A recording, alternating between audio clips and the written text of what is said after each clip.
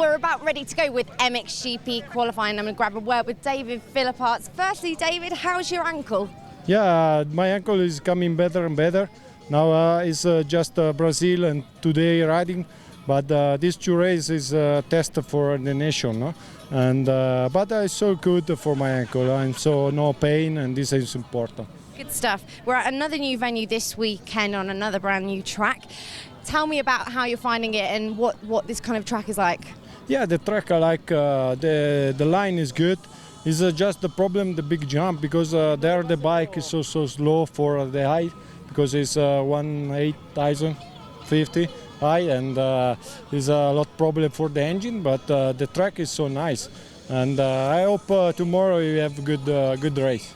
This is the end of your first season as a team manager. Did you set any goals at the beginning?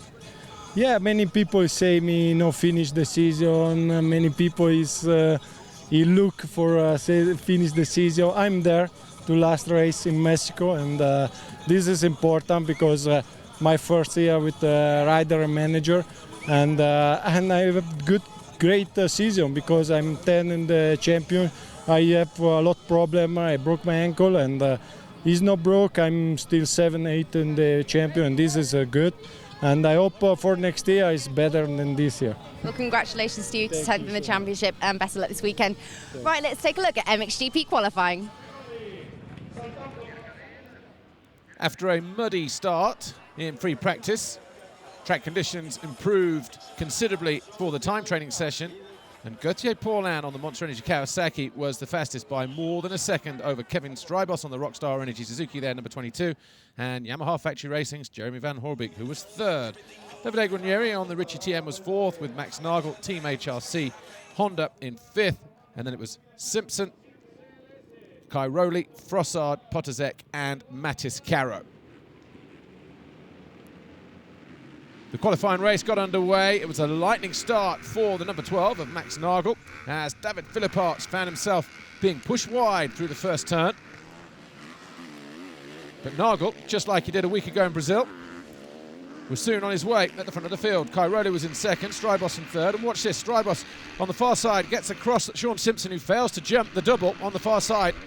Paulin actually landed and grazed the arm of Sean Simpson in that little exchange. Both riders were fortunate to stay up on 2 wheels and stay in the race. Strybos there, 22, was third. Van Hoorbeek was fourth on the 89, and Paulin, pushing on the opening lap, was in fifth, but then made this pass on the Belgian to get into fourth place over on the far side of the circuit. Tony Cairoli was in second on the Red Bull KTM. That's Nagel ahead of him on the HRC Honda. Just to give you an idea of the speed around this circuit which these guys are travelling at. There's Paulin in fourth, Van Hoorbeek fifth, Guarnieri sixth, Simpson seventh, Frossard eighth, Potazek ninth, and Mattis Caro on the Wolvo Fort Rank KTM 10th, ahead of Tommy Searle on the CLS Kawasaki. Philipparts and Rui Gonçalves were banging bars on the opening laps, but it was Rui Gonçalves who was winning out that battle in the early stages. Nagel clearly at home in the hard, slick conditions, not too dissimilar to the circuit of Geldorf in Germany, which this kid will be more than familiar with. Listen to the high-revving KTM 350 of Tony Cairoli as he went in pursuit of the diminutive German Max Nagel.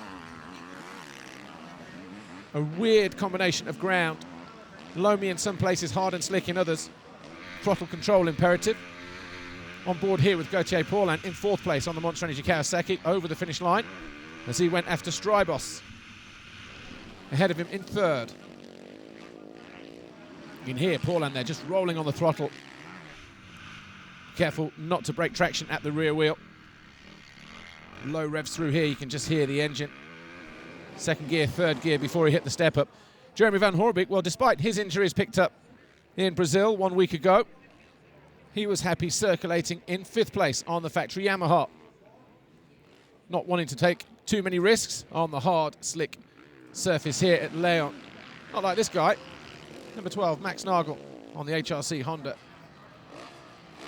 Absolutely on it, just like he was in Brazil a week ago. Tony Cairoli was doing his best to keep Nagel in his sights, whilst keeping one eye on what was going on behind him.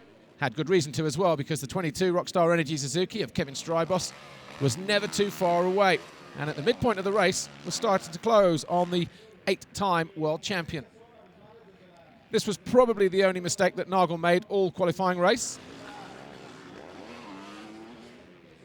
Cairoli, though, lost the toe to Nagel by the tune of about 6 seconds as he was dealing with the pressure from the 22 of Strybos, who was making the Sicilian work very hard. A little bit further down, the 39 and the 24 of Guarnieri and Simpson were having their own little battle. Those guys battling over 6th place. Frossard was just behind them. Frossard would eventually get up to 6th, passing both Guarnieri and Simpson, but with about 4 laps to go, found himself being pushed back another couple of positions as Guarnieri and Simpson found their way back into 6th and 7th, respectively. Well, whatever the Honda technicians have done at HRC to that bike of Max Nagel's, it was clearly working in Brazil and the state of Goiás 1 week ago, clearly working here. And we are just over 1,800 meters altitude as well. Most engines suffering poor performance, more so than usual. But HRC getting that Honda dialed in very, very quickly indeed. And Nagel, well, he's just looking too comfortable for his own good. But the checkered flag went out.